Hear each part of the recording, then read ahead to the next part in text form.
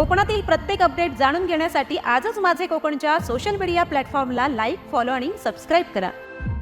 Doctor Babasaheb Ambedkar सामाजिक न्याय भवन येथे आज सकाळी 11 वाजता मानवी हक्क दिन कार्यक्रम संपन्न झाला। सहाय्यक आयुक्त समाज कल्याण दीपक घाटे यांनी डॉक्टर बाबासाहेब आंबेडकर यांच्या तैलचित्रास तसेच संविधानाच्या उद्देशिकेस अभिवादन करून मानवी हक्क दिनाचे महत्त्व सांगितले।